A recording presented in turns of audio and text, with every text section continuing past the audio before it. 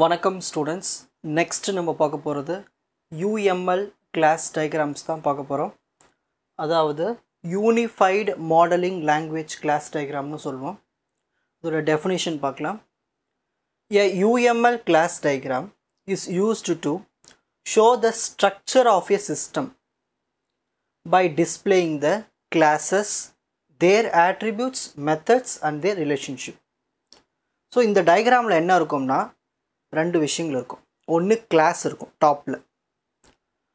So அதுக்கு கீழே என்ன இருக்குன்னா ஆட்ரிபியூட்ஸ், அந்த கிளாஸுடைய ஆட்ரிபியூட்ஸ், அதில் நம்ம யூஸ் பண்ணுற மெத்தட்ஸ், ஸோ அதோடைய ரிலேஷன்ஷிப்ஸ், இது எல்லாமே இருக்கும். ஸோ இதுதான் வந்து ஒரு சிஸ்டமுடைய ஸ்ட்ரக்சரை நம்மளுக்கு கொடுக்கும். அதான் UML கிளாஸ் டயக்ராம்னு சொல்லுவோம். Parts of a UML class diagram டோட்டலாக 4 பார்ட்ஸ் சொன்னோம் இல்லையா. First one class, second one attributes, third one methods, fourth one relationship. So first பார்க்க போகிறது கிளாஸ். கிளாஸ்னால் ஒன்றும் இல்லை, ஒரு ஆப்ஜெக்டினுடைய ப்ளூ பிரிண்ட்டை தான் நம்ம கிளாஸ்ன்னு சொல்லுவோம். Represents and object are a blueprint in the system. Draw as a rectangle divided into 3 parts. So இது பார்க்கறதுக்கு ஷேப் வந்து ரெக்டாங்கிள் ஷேப்பில் இருக்கும். அதை நம்ம 3 பார்ட்ஸாக பிரிச்சுருவோம். டாப்பில் நம்ம என்ன எழுதுவோம்னா கிளாஸ்னுடைய பேர் எழுதுவோம், கிளாஸ் நேம். இடையில் மிடில் என்ன எழுதுவோம்னா ஆட்ரிபியூட்ஸ், அதாவது என்ன டேட்டாஸ், அதோடைய ப்ராப்பர்ட்டிஸ் இதெல்லாம் எழுதுவோம். பாட்டமில் என்ன எழுதணும்னா மெத்தட்ஸ், ஃபங்க்ஷன் பேர் எல்லாமே இதில் எழுதுவோம், ஃபங்க்ஷன்ஸ், ஆக்ஷன்ஸ் எல்லாமே. ஸோ இதுக்கு ஒரு எக்ஸாம்பிள் பார்க்கலாம். இங்கே பாருங்கள், இங்கே மேலே இருக்குது டாப்பில் பர்சன், ஸோ கிளாஸ்னுடைய பேர். ஸோ இதுக்கு இடையில் என்ன இருக்குது நேம். இங்கே பாருங்கள் செகண்ட் பார்ட் என்னது ஆட்ரிபியூட்ஸ். ஸோ இது வந்து கிளாஸு, இது எல்லாமே ஆட்ரிபியூட்ஸ். ஸோ இந்த ஆட்ரிபியூட்ஸில் நேம்னு ஒரு ஆட்ரிபியூட் இருக்குது, ஏஜ்னு ஒரு ஆட்ரிபியூட் இருக்குது. அது நம்ம தான் மென்ஷன் பண்ணோம். நேம் வந்து ஸ்ட்ரிங்குன்னு, ஏஜ் வந்து ஒரு நம்பர் இல்லையா, ஸோ இன்ட்டுன்னு. நெக்ஸ்ட்டு கீழே வந்து இங்கே வந்து என்ன இருக்குன்னா ஃபங்க்ஷன்ஸ் இருக்கும். செட் நேம், கெட் ஏஜ், இந்த மாதிரி நம்ம ஃபங்க்ஷன்ஸ், அதாவது இந்த பர்சனுடைய நேம் என்ன, இந்த பர்சனுடைய ஏஜ் என்னன்னு ஒரு ஃபங்க்ஷன்ஸ் மூலிமா கால் பண்ணி வாங்கிக்கிறோம் இல்லையா. ஸோ அந்த மெத்தட்ஸ், ஃபங்க்ஷன்ஸ் எல்லாமே தேர்ட் ரோவில் இருக்கும். ஸோ இதுதான் வந்து ஒரு ஸ்ட்ரக்சர். ஓகேங்களா. இந்த ப்ளஸ்ஸு மைனஸ் ஏன் போட்டோன்னு உங்களுக்கு போக போக சொல்லித்தரேன் பாருங்கள். Next attributes. So second part என்னது ஆட்ரிபியூட்ஸ். ஸோ ஒரு கிளாஸுடைய ப்ராப்பர்ட்டிஸ் எல்லாமே தான் ஆட்ரிபியூட்ஸ்னு சொல்லுவோம். நேம், ஏஜ், அதாவது இங்கே பாருங்கள் இதில் நேம், ஏஜ் இருக்குங்களா, இதுதான் என்னது ஆட்ரிபியூட்ஸ். Symbols for visibility. இப்போ நம்ம ப்ளஸ்ன்னு கொடுத்தோம்னா அது பப்ளிக். ஸோ இது கிளாஸுக்கு வெளியிலேருந்து நம்ம ஈஸியாக அக்சஸ் பண்ண முடியும், அதுக்குள்ளே இருக்கிறது எல்லாத்தையும். மைனஸ் கொடுத்தோம்னா அது வந்து கிளாஸுக்குள்ளே மட்டும்தான் அக்சஸ் பண்ண முடியும். ஸோ மைனஸ்னால் ப்ரைவேட்னு அர்த்தம். ஹேஷ் சிம்பிள் கொடுத்தோம்னா protected, that means accessible inside the class and its sub classes.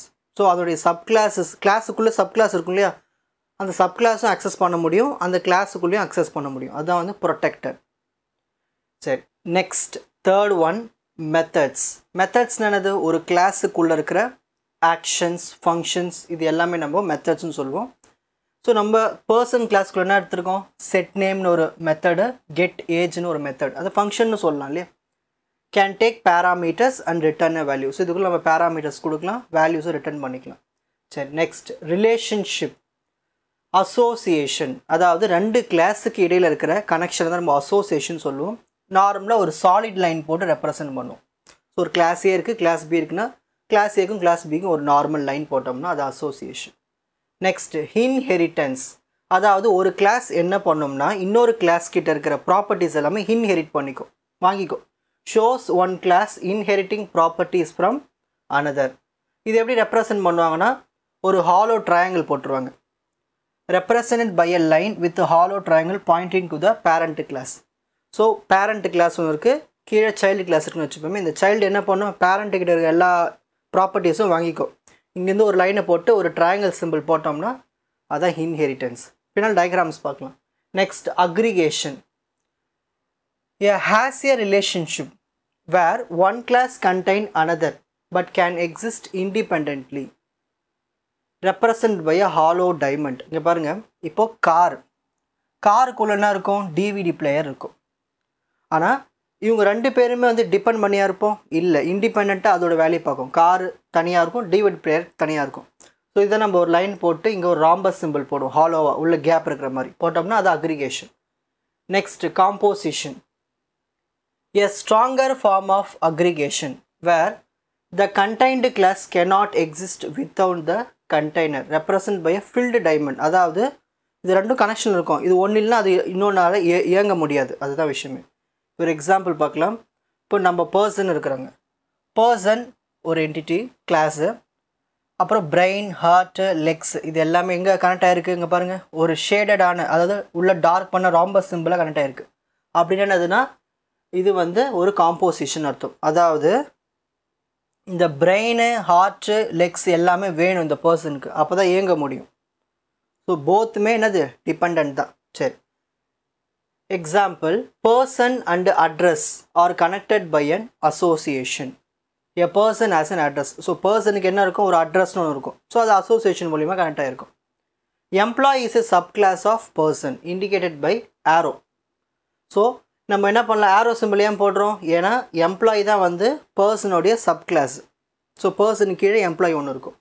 Meaning and employee is also a person. So எங்கே ஆரோ யூஸ் பண்ணணும், எங்கே ஒரு நார்மல் லைன் யூஸ் பண்ணணும்னு தெரிஞ்சுக்கணும்.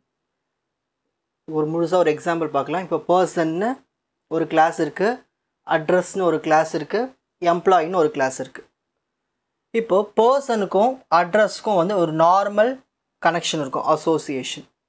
ஓகேங்களா? இதுவே பர்சனுக்கும் எம்ப்ளாயும் பார்த்துட்டோம்னா, பர்சன் எடுத்துக்கிட்டோம்னா அதில் நிறைய எம்ப்ளாயிஸ் இருக்கும். ஓகேங்களா? ஸோ அதுக்கு வந்து ஒரு ஆரோ சிம்பிள். ஸோ இந்த மாதிரி நம்ம கனெக்ஷன்ஸை நம்ம யூஸ் பண்ணுவோம். ஓகேங்களா? இதுதான் வந்து யூஎம்எல் டயக்ராம். ஸோ யூஎம்எல் டயக்ராமோட பேசிக்ஸ் நல்லா தெரிஞ்சிருப்பீங்கன்னு நினைக்கிறேன்.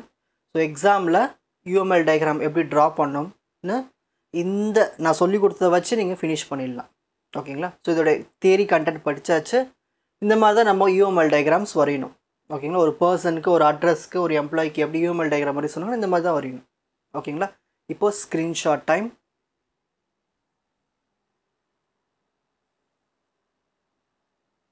ஸோ ஃபஸ்ட்டு யூஎம்எல் கிளாஸ் டயக்ராம்னா என்ன, அதில் இருக்கிற பார்ட்ஸ். ஸோ அதில் ஃபஸ்ட்டு பார்ட் கிளாஸ்னால் என்ன, கிளாஸுக்குள்ளே என்னெல்லாம் இருக்குது, அதுக்கு ஒரு எக்ஸாம்பிள். நெக்ஸ்ட் ஆட்ரிபியூட்ஸ்னால் என்ன, அதுக்குள்ளே என்ன இருக்குது, அந்த சிம்பிள்ஸ் விசிபிலிட்டி.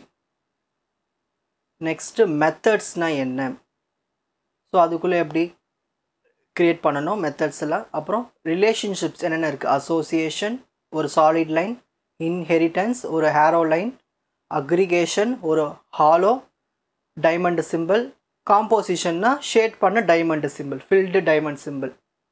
அதுக்கு ஒரு எக்ஸாம்பிள் டயக்ராம் வச்சு ஒரு எக்ஸாம்பிள், நார்மல் ஒரு ஸ்டேட்மெண்ட் வச்சு நார்மலாக ஒரு எக்ஸாம்பிள்.